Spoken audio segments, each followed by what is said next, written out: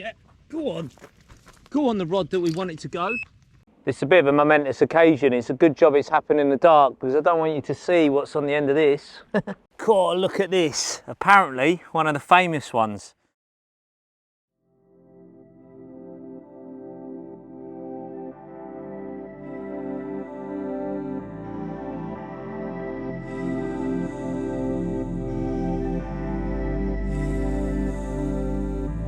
Well, this is lovely here, isn't it? We're at RG Fisheries in deepest, darkest Kent. I actually don't think I've fished in Kent for a while, and I hope by doing this little film at a lake that I've never seen, I've just literally turned up and I've got to try to work it out as I go. So the lake is about, I don't know, 3-4 acres, nice size, lots of pads, lots of foliage, very beautiful to look at, good stock of fish with regards to the stamp.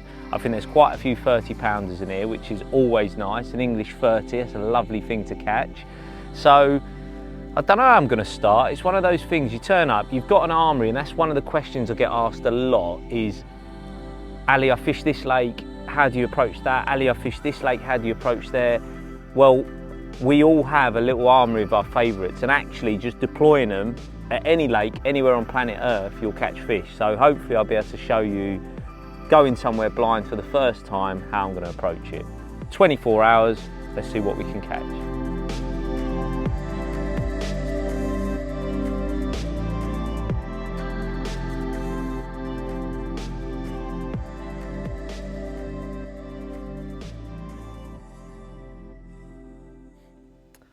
Well, we're going to start in this car park swim. Gives you plenty of options. In theory, I know you've got a bridge here on this lake, but it feels like you're sort of in the centre. You've got the bridge where they can come through in and out of each part of the lake. Pads, margin, got a lot there, so it's a good starting point to get a feel for it. Don't know much about the depths at the moment, so I'll probably go and have a little lead about the margin and just see how deep it is off that bank, because I might washing line a rod over to the margin, and then the other two you'll explore, because I think on a small lake, it's not that deep, I don't think. They will, unless you're fishing 3 rods very tight or 2 very close, you'd be better off exploring the areas, because they can end up just shunted round into different areas. So we will see. That's part of the fun. New lake, learn about, find a spot. You'll always find 1 or 2, I hope, that have fish activity, and there might be one duffer. Only time will tell. Before I get started, I needed to lead up the spots I was looking to fish on. Leading up is a simple process, but one that is often overlooked. A lead is attached to the end of your braided main line, then cast to your spot. Once the lead hits the bottom, the rod tip can be used to feel vibrations, enabling you to know which substrate you are fishing on top of. My middle rod was being cast to a set of pads directly in front of me. Carp like to spend time in pads for several reasons. They feel safe, there's natural food, and the pads also provide more oxygen to carp during the day. My right hand rod was being fished with a washing line tactic. This meant I had to cast over to the far bank, enabling me to walk around, pick up the lead and attach my rig. So got the spoon out. This is where I had a little lead about earlier. Felt like the firmest ground was just here, very shallow in close, so just literally line in my hand. Mikey's over there holding the rod. It is, you can do it on your own, it's just nicer if there's 2 of you to do it together. So I'll just gonna drop the rig, I think, about here, and I can almost feel it down a little bit.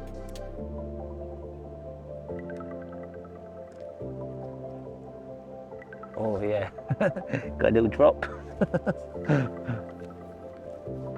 Got to make sure you hold on to this line, because that's important. Just keep that there for the time being. And then a little twig trick. Got a little bit of a, this is the I mean, you couldn't wish for a better margin than this for it. So what I do is I keep my line slack here, so they've got a bit of slack to play with. Tighten up, Mikey.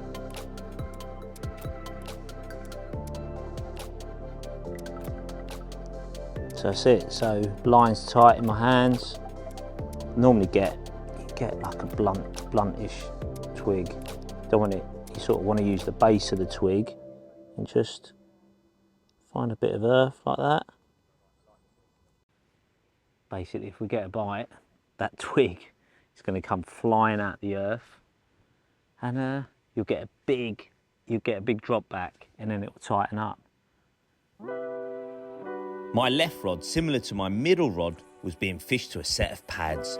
Rather than disturb the area with a spom, I decided that catapulting some boilies around the rig would be the best option.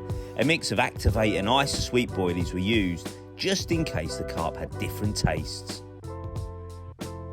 Right then, got a few different approaches, but I want to show you the conventional rig I've got out there. So starting with the lead system, we've got the blend tungsten tubing. This is lovely limp tubing, very heavy. So where it's shallow, we want that line tucked out of the way. It's close quarters stuff. These fish are going to be cautious. It's a small lake, so very important to get that line out of the way closest to the rig. That's why I'm using the blend tungsten tubing. Lead system, you can't get simpler than that. We've got the pin lead kit. This is the Vitabits pin lead clip. Really easy to use. And then just the tail rubber, it's the Vitabits tail rubber. So the lead system is a lead clip. Then you've got a size 8 Vitabits QC swivel in there. And that means the hook link can just be interchanged nice and easily with the aid of a loop at the end of your hook link. So we'll come back to the loop in a second. Now working down to the hook link, so for all intents and purposes, this is a spinner rig, but without using, if you like, stiff kickback as the hook link, I'm using blend coated braid in 35 pounds, okay? And that's to give me a little bit more suppleness. You know, I'm gonna fish nice and tight, little bits of bait, and this just gives that bit of flexibility, and I can use a shorter hook link. And if I do land in a little bit softer stuff, I know that's gonna be sitting pretty all of the time.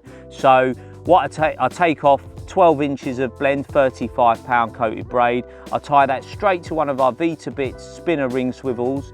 As opposed to crimping it on, it's just tied on with a 5-turn grinner knot. Knots down lovely, this stuff. Wet it, bed it down beautifully, and then you've got you know, a very, very simple and quick to tie hook link. Then I slide on one of our 50mm tungsten anti-tangle sleeves. They're a lovely length, these. It really does kick the hook link away from the lead system, which I also like with a supple hook link. It gives you that dimension, aiding that hook link to kick away nicely. Should little fish come in or a carp, just spit the rig out. You know it's sitting back lovely and pretty. And then we're talking about a little loop knot. This little loop knot at the end that goes onto the QC swivel, a lot of people do an overhand or just a figure of 8. I use a twisted figure of 8. So it means you form a figure of 8, and just before you go back through, you just turn that loop at the top back round and then take the tagged loop back through to form your loop. Okay, again, wet it down, pull it down nice and slowly, and then that is ready to put onto the QC swivel. The final part, the actual hook link part, is just a little bit of the blend putty. You can put on a dog bone sinker or a dome sinker onto that, but this stuff is so good, you can put it straight onto the hook link too, if you just want to keep the bulk of that sort of blob of putty down. So straight onto the hook link, and that will stay on, even during a fight. It is incredible stuff. And that's just to, you know, pin any chance of a twig or even a rock or something underwater, not a rock, a stone, raising that hook link. That little bit of putty just keeps it all nice and still. And then onto the business end, the hook part, we've got a size 6 Colm V there.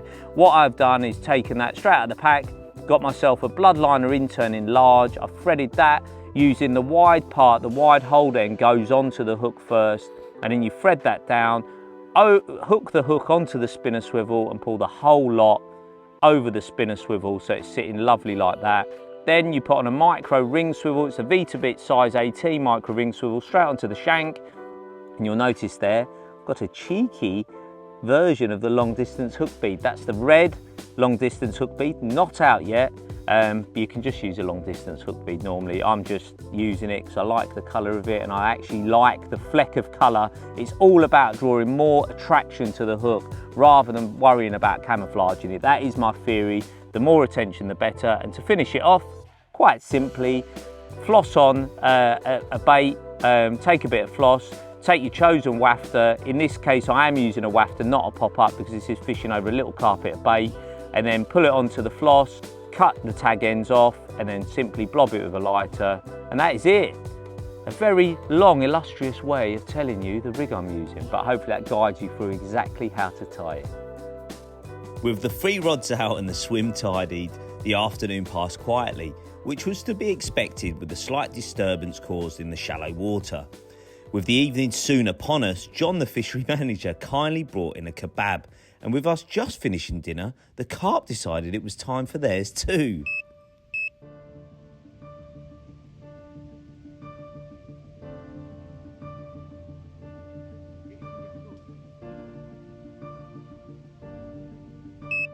Yeah, go on the rod that we want it to go.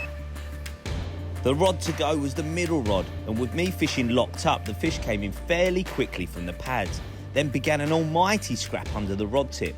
I could see flashes of a flank, and it was clearly a fully scaled, which didn't make it any less nerve-wracking. It's a bit of a momentous occasion. It's a good job it's happened in the dark, because I don't want you to see what's on the end of this. It's a momentous occasion. The first fish from the new water, if we get it in. What a mad fight this thing's going on just up and down the margin. Oh, put the mic in my pocket. Come on, you must be ready now, mate. Been sucking up oxygen in the pads. Go on. Yes. Whee! Always nice to catch from a new water. Lovely fully scaled, cop a load of that. It's nice fish, isn't it? Gorgeous.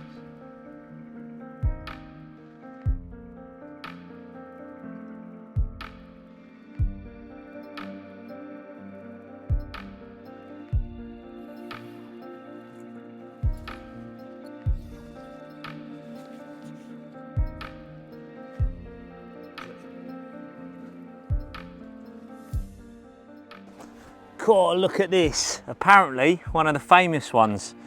An original, a fully scaled. It's a bit of a momentous occasion. I can't tell you why, but it was caught on a little bit of trickery that could, I hope, one day, well, Mike and I definitely hope one day can be released from One More Cast. But for now, it's a summer capture from a beautiful lake and a beautiful fish to boot. Wicked. With the fish safely back, it was time to get a fresh rig back on the spot. Fortunately, it wasn't a long cast, and the head torch lit the spot well enough for me to see the rig land. With the rod back in position, it was time to call it a night, hoping to be awoken before the morning alarm.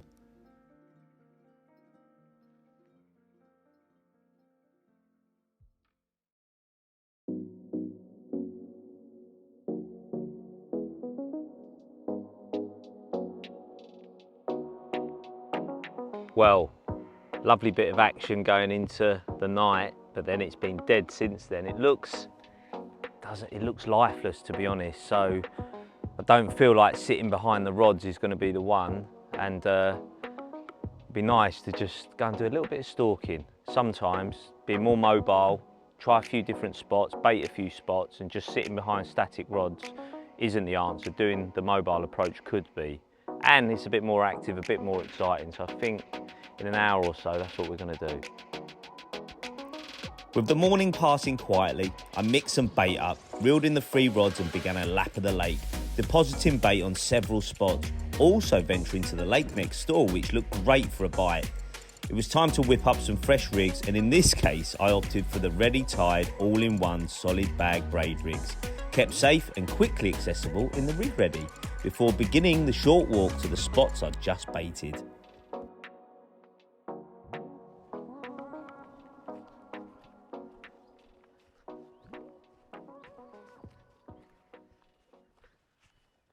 Little quiet corner.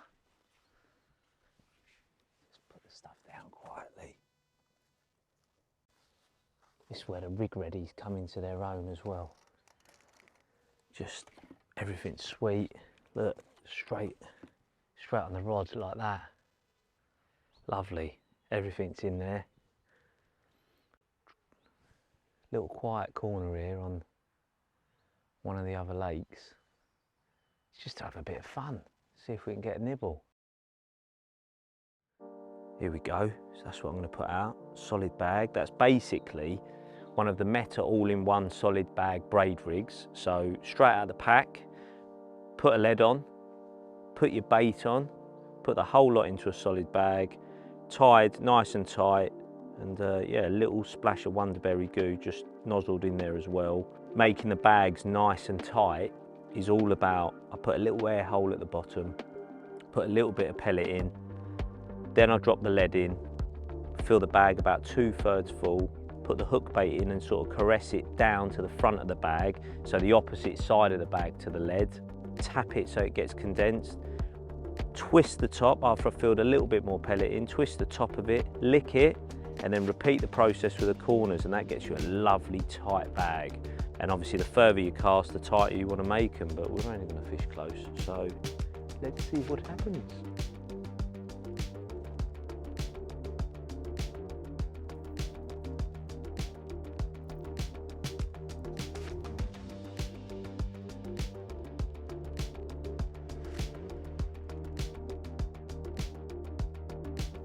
Right then, now happening here, I'm going to move next door, try another spot. It's funny this swim just down there as well. There's already a bivvy set up. It's not mine. This must be a good swim because there's already a bivvy in it, permanently set up. I don't think it's going to rain. It might rain. There's a bit of cloud up there. She might rain, you know. She might rain. Sorry, whoever's bivvy this is, but I'm going to use you. Let's get set up. Let's get set up. With a bag tied and ready to go, I gave it a little boost with goo prior to getting out the baiting pole. Where lakes allow, baiting poles are a brilliant aid in getting rigs in the water stealthily and accurately, allowing access to overhanging trees that aren't accessible with a cast. Unfortunately, despite my efforts in this swim, an hour passed with not so much as a sniff. So one last roll of the dice was made in the third and final swim of the afternoon. With 2 rods flicked onto bubbling fish, I felt sure this last swim would pay off. With the rods carefully laid down and the clutches loosened, it didn't take long. Oh, we're up. That was the bite, I knew it. That took a bit longer than I thought, but that was an explosive bite, wasn't it? Proper down that margin. Come back round now. Cool, that was hairy for a second. Do you know this is my first ever carp on a Meta all-in-one rig, actually out of the pack? It is.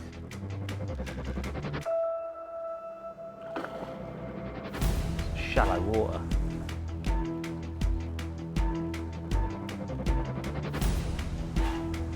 Nearly ready. There's some foliage under. Oh, come on. We've got a netty with a twig. Got a net. That slowed you down, mate, isn't it? Oh, I've never had that before. A twig, a tree, and a carp. Right. Twiggy.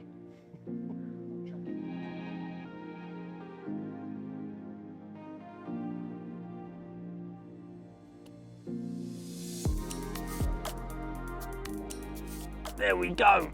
Third time lucky, 3 swims. We had to work harder than I thought, but there you go, beautiful. Linear, lovely scaling, about 18 pounds, high octane, summer fishing at its finest. Well, that was fun. One off the bottom in our swim and a beautiful one stalking. That is a perfect summer 24-hour session. I've got a splash as well to say bye.